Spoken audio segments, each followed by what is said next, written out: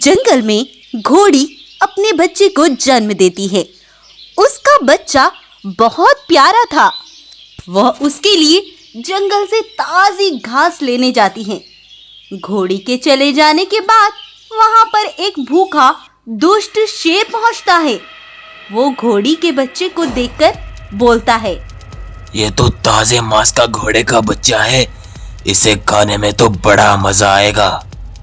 इतना बोलकर शेर उसका शिकार कर लेता है और उस बेचारे को जान से मार डालता है। घोड़ी जब वापस लौटती है तो देखती है कि शेर ने उसके बच्चे को मारकर खा लिया है। ये सब देख घोड़ी वहीं की वहीं खड़ी रह जाती है और कुछ नहीं कर पाती। अरे, मैंने इस बेखौफ शेर का क्या बिगाड़ा था? इसने मेरे मासूम बच्चे को मार डाला। अब मुझे अकेले जीने का कोई हक नहीं है। इतना बोलकर घोड़ी एक पहाड़ी से कूदकर सुसाइड करने के लिए चल देती है कि तभी रास्ते में उसे एक बाघ का बच्चा रोते हुए दिखाई देता है। तब वो उसके पास जाकर पूछती है, अरे बेटा, तुम क्यों रो रहे हो? तुम्हें आखिर क्या हुआ? मेरी माँ को एक शेर ने मार डाला। अब मैं बिल्कुल अकेला हो गया हूँ। मेरा अब इस दुनिया में कोई नहीं है। अब मैं कहाँ जाऊँगा? क्या उस बेखौफ शेर ने तुम्हारी माँ को भी मार डाला है? हाँ, उसने मेरी माँ को मार डाला। लेकिन तुम ऐसा क्यों बोल रही हो? क्योंकि उसने अभी मेरे बेटे को भी मार डाला है। लेकिन बेटा, आज से मैं तुम्हारे साथ रहूंगी। मैं तुम्हारा बहुत ख्याल रखूंगी बेटा। तब से घोड़ी बाघ को अपने साथ रखती और उसे अपने बेटे की तरह पालती। उधर उसी शेर ने जंगल के बहुत से जानवरों को मार डाला था। कोई भी जानवर उसका मुकाबला नहीं कर सकता था। सभी उससे डर के मारे छिपे हुए थे। कुछ दिन बीत गए थे। अब बाघ भी बड़ा हो गया था। तो सभी जानवर घोड़ी के पास जाते हैं और उससे कहते हैं, सुनो बहन, उस शेर ने पूरे जंगल में आतंक फैला रखा है और वो अब हमें भी मार डालेगा।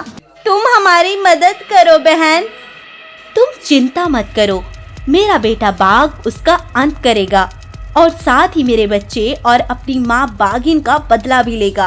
अब तुम्हें चिंता करने की जरूरत नहीं। तब घोड़ी बाघ से अकेले में बात करती है। बाघ बेटा, उस शेर ने सभी जानवरों को परेशान कर रखा है। अब वक्त आ गया है उससे अपना बदला लेने का। तुम्हें उसे मारना होगा। हाँ माँ, मैं उसे जरूर बदला लूंगा। तुम अब चिंता मत करो। तब बाघ शेर को ढूंढते ढूंढते उसके पास पहुंच जाता है।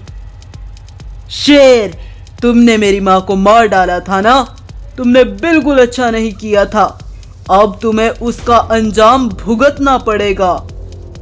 तब बाघ बड़े ही गुस्से से उस पर हमला कर देता है और कुछ ही देर में उसे जान से मार डालता है। तभी वहीं पर सभी जानवर पहुंच जाते हैं और शेर को मरा हुआ देख बड़ा खुश होते हैं। आखिर उनकी जान जो बच गई थी। बाघ भाई, तुम्हारा बहुत शुक्रिया। तुमने हमारी इस खूंखार शेर से जान बचा ली। तुम्हारा बहुत शुक्रिया।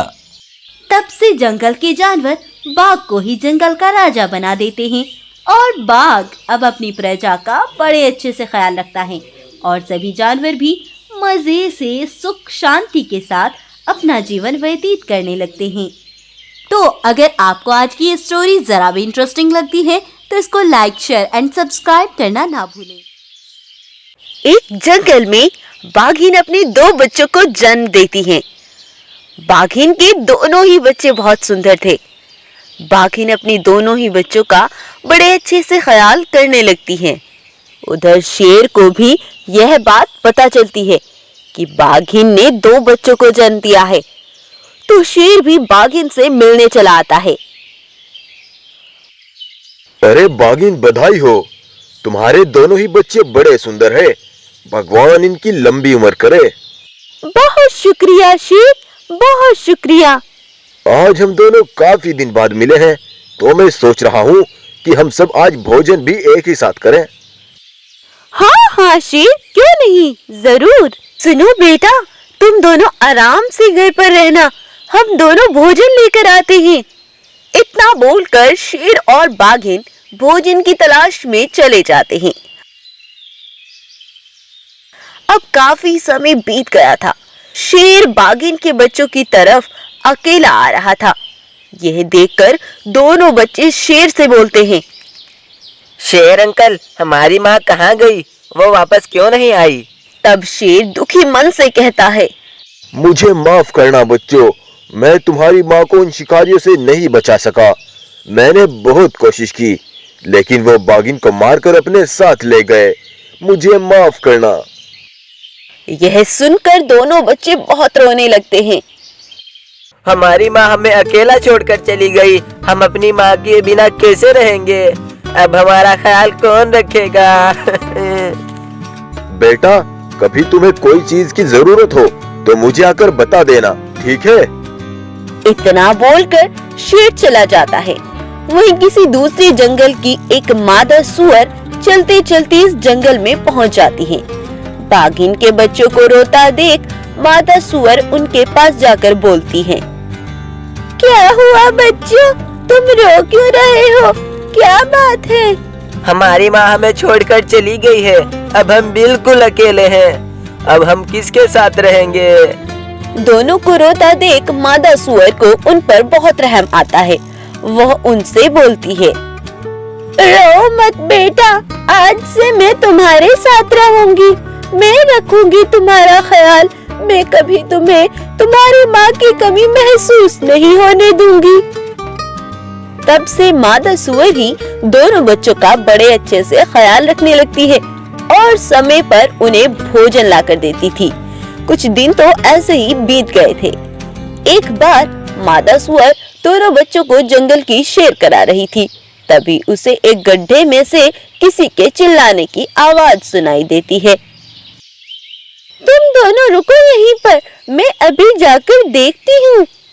मादा सुअर गड्ढे में देखती है तो वहाँ पर बाघिन थी। तब मादा सुअर रस्सी डालकर बाघिन को बाहर निकाल लेती है।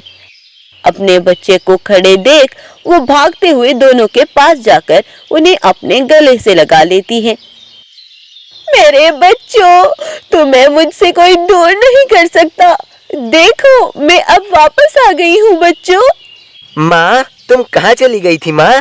बेटा, जब हम दोनों शिकार करने जा रहे थे तो मैं इस गड्ढे के पास ही खड़ी थी कि तभी शेर ने मुझे पीछे से धक्का देकर नीचे गिरा दिया था। बाघिन, तुम कभी जंगल पर राज नहीं कर सकती। अब मैं करूंगा इस जंगल पर राज, और तुम्हारे बच्चे भी अकेले तड़प तड़प कर मर जाएंगे। उसने यह सब जंगल पर राज करने के लिए किया था, लेकिन अब मैं इसे नहीं छोड़ूंगी, नहीं। माँ, इनसे मिलो। इन्होंने हमारा बहुत अच्छे से ख्याल रखा है और हमें बिल्कुल परेशानी नहीं आने दी। माँ, ये बहुत अच्छी है। तुम्हारा बहुत शुक्रिया सुअर, मैं तुम्हारा ये एहसान कभी नहीं भूल सकती। कोई बात नहीं बहन, ये तो मेरा फर्ज था। तब वो शेर के पास पहुंचते हैं। उनको आते देख शेर के तो होश ही उड़ जाते हैं। ये अब तक जिंदा कैसे, और इसे किसने बचाया है? मुझे देखकर बहुत परेशान हो गए हो ना शेर, अब तुम्हारी खैर नहीं है।